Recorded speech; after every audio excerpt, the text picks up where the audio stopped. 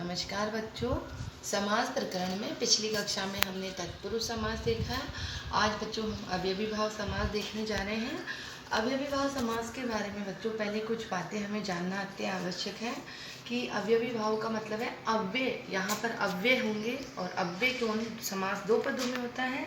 देखेंगे बोर्ड पर हम एक बार कि हमेशा समास हमारे दो पदों में, प्रथम पद में और द्वितीय पद में होता है। तो जो प्रथम पद है बच्चों वो अवयवी भाव समास में अव्यय होगा और दूसरा पद अवयवी भाव समास में संज्ञा शब्द होगा।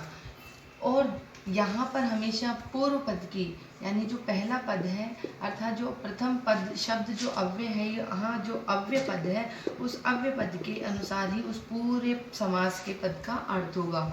इसीलिए पूर्व पदार्थ की प्रधानता होती है, अर्थात पूर्व शब्द के अर्थ की प्रधानता होती है। और इस प्रकार ये पहला और ये दूसरा, ये दोनों शब्द मिलकर के जो समास बनाएंगे, जो नया पद यहाँ बनकर आएगा वो समास क्या कहलाएगा, वो पूरा समास युक्त बना हुआ पद भी खुद भी अव्यय हो जाता है।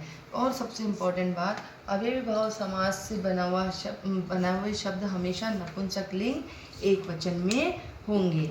इसको और अच्छे से देखते हैं, एक बार हम इसका दोहरान कर लेते हैं बच्चों। अवयवी भाव समास है। अवयवी भाव समास से तात्पर्य इसमें अव्यय होगा। अव्यय का होगा, प्रथम शब्द में अव्यय होगा, द्वितीय शब्द संज्ञावाची होंगे अर्थात नाम आदि होंगे। प्रथम शब्द जो अव्यय है उसके अनुसार इस पूरे समास का अर्थ होगा अर्थात पूर्व पदार्थ की प्रधानता होगी। जैसा कि हमने बताया था आपको जब शुरुआत में समास कहते कि पहले पद के अनुसार यहाँ अर्थ होते हैं और दोनों पद मिलकर के अव्यय हो जाते हैं नपुंस। और चौथा जो पॉइंट है बच्चों वो है इसका कि ये नपुंसकलिंग एक वचन में होते हैं। इससे बना हुआ शब्द हमेशा नपुंसकलिंग एक वचन में होता है।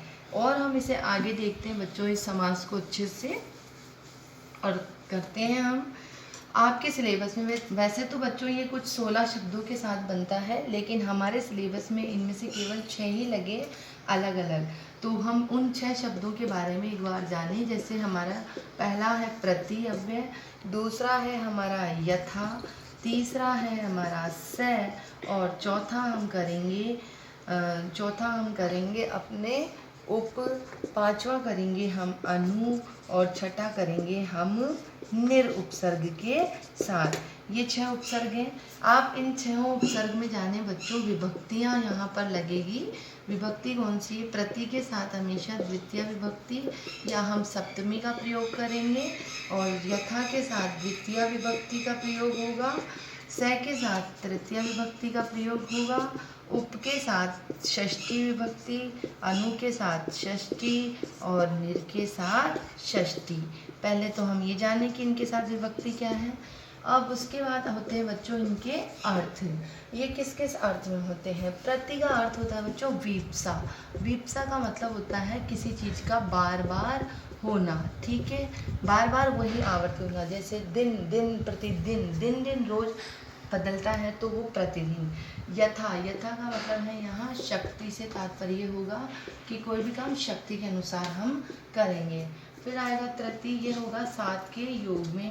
और उप होगा हमारा पास में, किसी भी व्यक्ति के पास में बैठना, जाना, आना या कहीं घर के पास में जाना, ऐसे। अनु के अर्थ 2 होंगे बच्चों। एक अर्थ होगा पीछे किसी का अनुसरण करना और दूसरा अनु होता है किसी चीज़ के योग्य होना। फिर आता है निर शब्द का प्रयोग बच्चों अभाव अर्थ में हम करते हैं, अर्थात जो इनसे रिलेटेड जो समास के पद हम देखेंगे उनमें ये अर्थों के भाव छिपे हुए होंगे। जैसे हम पहला जो समास है हमारा, पहला जो उदाहरण है प्रति, उस पर एक उदाहरण देखते हैं हम। दिनम प्रति, देखेंगे कि अभी विग्रह है समास यहाँ पे दिनम प्रति। जब हम इसे योग करेंगे तो प्रति हमारा उपसर्ग है, अव्यय है, ये आगे आ जाएगा और इन दिनम में से हम एक वर्ड को उठा लेंगे दिन और प्रतिदिन बन गया। और यहाँ से ये हम करके बनेंगे प्रतिदिनम। चूँकि यहाँ पर हमने बच्चों पहले अवयवी भाव समास में बात की थी कि नपुंसकलिंग एक वचन में होते हैं, तो ध्यान रखिएगा। इसके लिए सबसे महत्वपूर्ण बात हमें जो याद करने की है वो ये होगी कि जहाँ शब्द के अंत में ए आ रहा होगा उस ए को आप क्या करोगे? अम करोगे। ये 5th पॉइंट डालकर हम लिखेंगे। और अगर दीर्घ मात्रा है, दीर्घ कोई भी मात्रा है, दीर्घ ई है तो लघु हो जाएगा, दीर्घ ऊ है तो लघु हो जाएगा। ठीक है, दीर्घ मात्रा को हमेशा ह्रस्व मात्रा में हम करेंगे, क्योंकि अवयवी भाव समास है, नपुंसकलिंग में है और एकवचन में है, ये हमें ध्यान रखना है। तो यहाँ दिनम में दिन शब्द था, दिन में ए स्वर था और ए को हमने अम किया तो वो क्या बन गया, दिनम। ए का मतलब बच्चों ए हो या आ हो तो अम करना है, दीर्घ ई है तो लघु ई, दीर्घ ऊ है तो लघु ऊ, इस तरह से हमें स्वर परिवर्तन करना है। और हम एक उदाहरण देखते हैं, ग्रहम, ग्रहम प्रति, तो आप इसको ले आओगे, प्रति को आगे ले आओगे और ग्रह को ले आओगे, चूँकि ग्रह सब तो पहले से नपुंसकलिंग है और ए है तो ए को हमने किया ग्रहम, तो प्रति ग्रहम। यदि हम द्वितीया से बनाते हैं, सप्तमी में होते हैं ये दोनों ही उदाहरण, तो बच्चों हम क्या बनाते, दिने, दिने प्रति या ग्रहे, ग्रहे प्रति, एक ही बात है। हमें याद रहने में ये आसानी से रहता है, इसलिए हम इसको कर सकते हैं, बाकी वो सप्तमी में भी करेंगे तो कोई गलत नहीं होगा। इसके बाद आगे के उदाहरण देखते हैं, हम यथा वाले उदाहरण देखते हैं बच्चों। एक बार में यहाँ से आप इस तरह से नोट करेंगे और 4th पॉइंट के बाद 5th पॉइंट ये स्टार डाल के लिख के फिर ये पॉइंट्स लिखेंगे।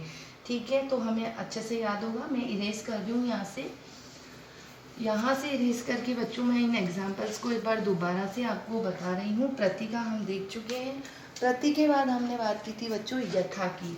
दूसरा जो था हमारा वो यथा शब्द है। यथा का हमने कहा था किसी चीज़ का कैपेसिटी के अनुसार, जैसे एक शब्द है बच्चों यथा शक्ति। आप देखेंगे शक्ति में यहाँ ही समास बना हुआ है, लघु मात्रा है, और वैसे भी शक्ति में छोटी की मात्रा होती है तो कोई दिक्कत ही नहीं थी, लेकिन जब हम इसे तोड़ते हैं, इसका समास करते हैं, तो हमने कहा शक्ति के अनुसार, और के अनुसार जो शब्द है उसकी संस्कृत बच्चों ये शब्द होगा। और ये शब्द हमेशा लिखने में बच्चे गलत लिखते हैं, इसको ढंग से लिखेंगे, अनति क्रम्य, शक्ति अनति क्रम्य। इस शब्द को देखो मैंने भी मात्रा लगाई दी ना, इस शब्द को लिखने की बच्चे गलती करते हैं, यहाँ पर नया आधा लिखते हैं हमेशा अनति क्रम्य पढ़ने में। तो शक्ति के अनुसार है, के को हम देखेंगे षष्ठी विभक्ति नहीं है, हमने कहा था द्वितीया है, तो शक्ति की द्वितीया करेंगे मतिम नदीम। याद है नदी में दीर्घ ई है पर मति में लघु ई होता है, तो वैसे ही हम करेंगे शक्ति द्वितीय विभक्ति, और यथा की जगह शब्द आ गया हमारा अनति क्रम्य। ऐसे एक और उदाहरण देखते हैं हम, यथा बलम। अब बलम का मतलब बल है और ए है तो हम किया यथा बलम। हमने जब इसे तोड़ा तो शब्द क्या बना बच्चों, बलम अनति क्रम्य। ठीक है, तो ये दो शब्दों के हमने यहाँ समास देखे हैं आज, और इसके आगे के बच्चों 4 जो समास हैं वो हम देखेंगे अगली कक्षा में। आज सिर्फ हम यहाँ पर बच्चों अवयवी भाव समास के प्रति उपसर्ग से प्रति अव्यय से और यथा अव्यय से हम इनको देख रहे हैं। इसके आगे के बच्चे विचार अगली कक्षा में देखेंगे। धन्यवाद।